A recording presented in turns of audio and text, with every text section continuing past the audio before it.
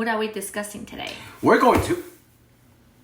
You need to be more responsible to our viewers. Last time we discussed about obesity, and this time we're going to talk about what to do with obesity. Folks, rule number 1 about marriage. Wife is always right. Rule number 2, never talk back. Rule number 3, if you really can't stand her anymore, you take her noodle and you noodle yourself. Good job. Very smooth. Of course. Trained by the best. All right. So, last time we gave an introduction of the term fat. We went over how to calculate one's BMI. We went over how to classify one's BMI. And we paid special attention to how the BMI classification was a little bit different for us Asian folks. This time, we're going to highlight why and how do we prevent, improve, or fight against obesity. All right, let's go. Howdy folks, welcome to our channel. I am Pushy. I'm Mushy. And we're the Pushy Mushy, yeah! Serious. So, B. serious is actually a gram-positive bacillus that has the potential to cause food poisoning. Seriously. We will do our best to combine facts with humor, but if we do make mistakes, please let us know and we will do our best to correct. Please like or dislike, hopefully not dislike, subscribe, comment, share, and press that bell icon. Great. So, what if I'm fat? You're not fat. You're never fat. You cannot be fat. Good answer. Mushy actually has a point though.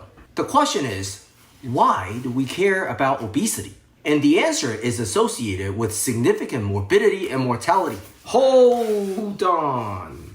Let me finish. What I essentially just said was that obesity was associated with lots of bad things, including possible death. In fact, over 230 comorbidities or medical conditions and complications have been identified to be associated with obesity. 230? That sounds like a lot. Absolutely. There is no point in naming all of these comorbidities or complications. And there is definitely no need to commit all of these things to memory. But the take-home message, the big picture, is that obesity is really not a good thing to have. What are some of the most common conditions or complications associated with obesity? We actually have covered most of these topics previously, but some very common ones include hypertension, diabetes, heart disease, stroke, and sleep apnea. If you have been following us, you know these are all medical conditions that are very serious, highlighting the need to be aware of obesity. But these complications or conditions are generally not super common in kids or teenagers, right? So how do we tell our younger folks?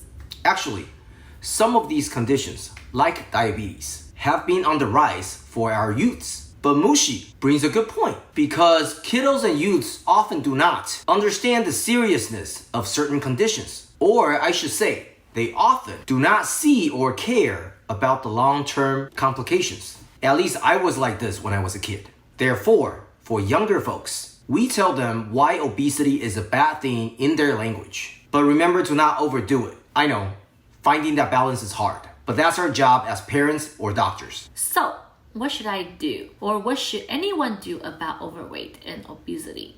Or the potential of those issues? Great question. I highly recommend discussing these topics with your primary care physicians. And I mean it, because these are issues that you have control over.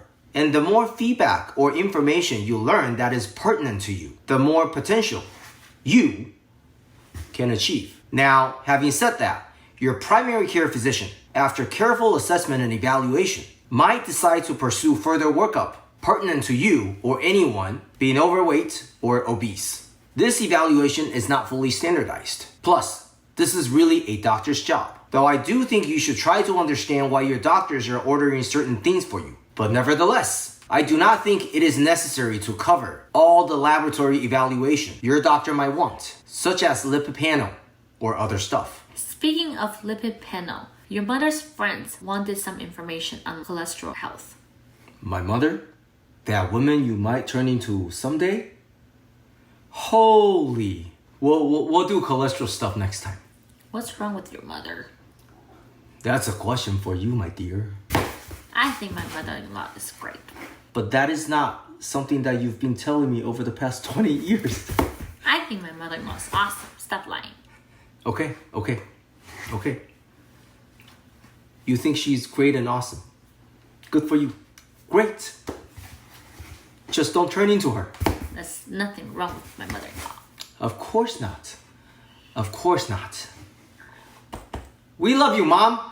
Okay, so let's focus on what all of us can do on our own to prevent, improve, or fight against obesity. Before we start, I do want to emphasize that there are physicians who specialize in weight management. In fact, one of my mentors has a weekly weight management clinic. So this is always an option that you can discuss with your primary care physician, both for adults and kids. So, what can we do on our own to help with overweight and obesity? Diet is key. I repeat, diet is key. Now, I'm not saying exercise is not important, but let me simplify this whole thing for all of you, if you don't know this already. Weight management, including weight gain, weight loss, and weight maintenance, can really be thought of as a math equation. That's it.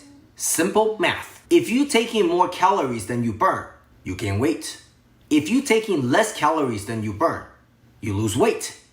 If the calories you take in and burn equal, you maintain your weight. Therefore, in order to lose weight or gain less weight, we have to eat less and or move more. And because we generally do not increase our exercise by so much that we're burning off so many more calories a day, controlling our diet becomes slightly more important. Is there a particular diet you recommend? Nope. You might hear folks swearing on a certain diet working out for them, and that is great. But the truth is, studies have compared different diets, such as the Zone diet, the Atkins diet, the Weight Watchers diet, and so on. The result was that no single diet turned out to be better than any other. The key thing for you to remember is that any diet that reduces the number of calories you take in help you lose weight, as long as you can stick with it.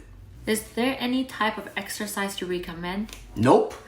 The key thing is to increase the number of calories you burn by moving more. You can walk, dance, lift weight, or just move your legs and or arms while you sit. Again, it's that balance between how much you take in and how much you burn. If you go on a diet for a short time or do exercise for a short time, you likely will lose some weight, but you likely will regain this weight back if you go back to your old habits. Therefore, weight loss is about changing old habits for good. First, you have to be determined. Then, probably the best way is to start by making small changes every day and stick with them. This way, little by little, you should be able to see permanent changes. You mentioned diet. Can I try herbal supplementation, non-prescription medicines, or these magic pills on TV? Some of these are unsafe and potentially dangerous. If you really want to try, I really recommend discussing with your doctor first. It is obviously your body and life, so you have the final say. But for your overall and long-term health, I highly recommend you to discuss with your doctor. So, how many calories should we eat every day? This is a very complicated question, and the answer depends on many things, including your age, height, weight, sex, metabolism, and other factors. But very generally, moderately active men need about 2,500 calories per day, and moderately active women need about 2,000 calories per day to maintain their weight. To lose weight, cutting down on calories is important. But remember, don't overdo it because you do not want to harm your body. But isn't losing weight fast a demonstration of result or guaranteed? At least per TV ads. It's generally not considered healthy to have dramatic weight loss over a short period of time. I recommend losing about 0.5 to 1 kilogram per week, which is considered healthy and safe for overweight and obese folks. What this translates to is roughly 500 to 1,000 calories, less than your current daily calorie need in order to maintain your weight. So, If you require 2,500 calories per day to maintain your current weight, you should consume about 1,500 to 2,000 calories per day. Again, rapid weight loss over a short period of time is not healthy and can be unsafe. Final time. Weight gain, weight loss, and weight maintenance are simply the result of how much you take in and how much you burn. Pretty much like our bank account. We're the Pushy Mushy. Thanks for watching. Bam!